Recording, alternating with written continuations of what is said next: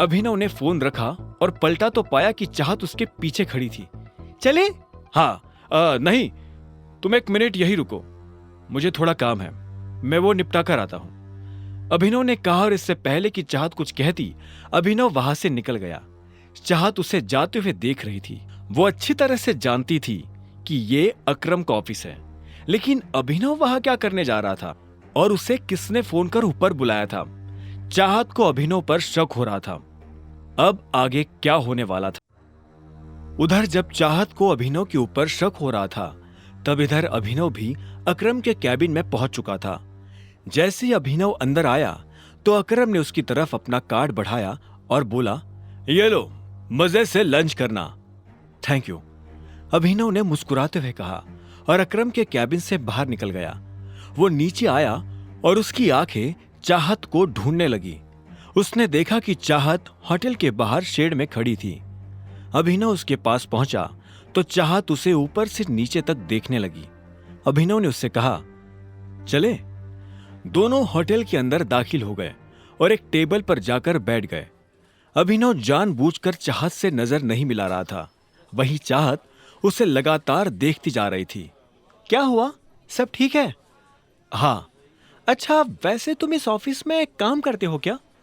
मुझे लगता है कि हमें कुछ ऑर्डर कर देना चाहिए, मुझे तो बहुत भूख लग रही है, अभिनव ने चाहत के सवाल को टालते हुए कहा।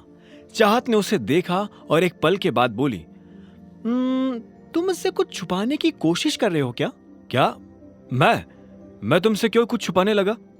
चाहत इस बात का जवाब देने वाली थी। बात उसकी जुबान पर आ ही गई थी कि इतने में वेटर उन दोनों की बातों के बीच खलल डालने के लिए आ गया। अभिनव और चाहत ने वेटर को ऑर्डर दिया और वेटर वहां से निकल गया, लेकिन चाहत अपना सवाल भूली नहीं थी। उसने बात को घुमाते हुए पूछा, तो तुम क्या करते हो?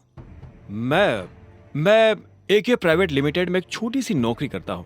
अच्छा, ये तो अकरम जी की कंपनी है ना? अभिनव ने जवाब में हाँ में सिर हिला दिया। इससे पहले कि चाहत आगे कोई सवाल करती, इतने में एक लड़का चाहत के बगल में आकर खड़ा हुआ और बोला, हेलो गॉर्जियस।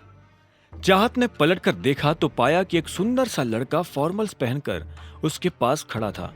जैसे उसकी नजर चाहत से मिली तो उसने कहा, यू आर सो ब्यूटीफुल। मैं आना तो नहीं चाहता था, लेकिन मेरा मन नहीं माना। क्या मैं तुम्हें एक बढ़िया सी ट्रीट ऑफर कर सकता हूं? उस लड़के ने कहा। उसकी आंखों में एक शरारत भरी मुस्कान नजर आ रही थी। चाहत उसकी नीयत समझ चुकी थी और अभिनव को भी यह समझ आ गया था कि वो किस नीयत के साथ यहां खड़ा था।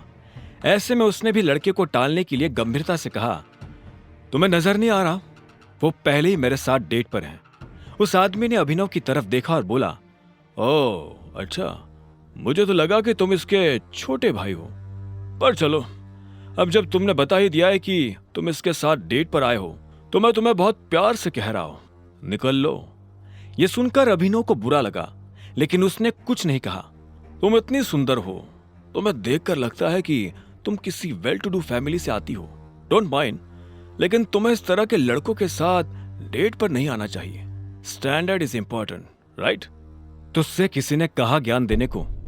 अभिनव ने बीच में आते हुए कहा।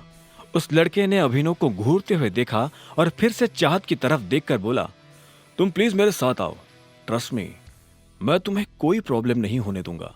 तो इतने में अभिनव अपनी जगह पर खड़ा हुआ और उसने उस लड़के का कॉलर पकड़ लिया। अरे अरे, ये क्या हो रहा है? अरे ये क्या कर रहे हो? छोड़ो उसे। हर कोई अभिनव की इस हरकत को देखकर हैरान हो गया।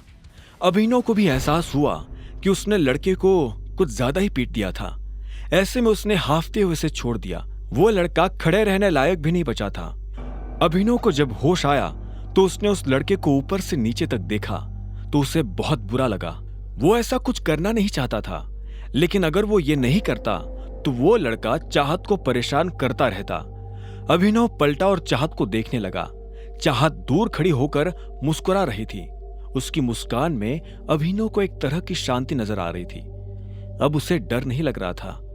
तभी अभिनव के कंधे पर पीछे से एक हाथ आया और उसने अभिनव के कंधे को कसकर पकड़ लिया। अभिनव ने पलटकर देखा तो पाया कि वही लड़का उसे मारने के लिए खड़ा था, पर इससे पहले कि वो अभिनव पर हाथ उठाता, अभिनव ने उसे कोहनी से झटका दिया और वो नीचे गिर गया। हर कोई अभिनव के फोटो खींच रहे थे, उसकी वीडियो बना रहे थे। अभिनव को ये देख अच्छा नहीं लग रहा था, उसे ये सब अजीब लग रहा था। वो यहाँ से निकल जाना चाहता था, पर इससे पहले कि वो निकल पाता, इतने में पीछे से आवाज आई। क्या हो रहा है यहाँ? ये कोई मछली बाजार नहीं है, एक रेप्यूटेड होटल है। ये आवाज और किसी की नहीं बल्कि होटल के मैनेजर की थी। तुम्हारी हिम्मत कैसे हुई हमारे वीआईपी कस्टमर के ऊपर हाथ उठाने की? क्योंकि इस आदमी ने हम लोगों को परेशान किया। मैं इसे मुंह नहीं लगाना चाहता था, फिर भी ये मेरे बारे में भला बुरा कह रहा था और इसने मेरे पिता के बारे में भी उल्टा सीधा कहा था। बस इतनी सी बात पे तुमने इनके साथ इतना कुछ कर दिया? अभी के अभी माफी मांगो इनसे। आगे की कहानी जानने के लिए देखें अगला एपिसोड सिर्फ पॉकेट एफएम के यूट्यूब चैनल पर, और द रिटर्न ऑफ टाइगर के सारे एपिसोड्स को सुनने के लिए डिस्क्रिप्शन में दी लिंक से डाउनलोड करें पॉकेट एफएम ऐप।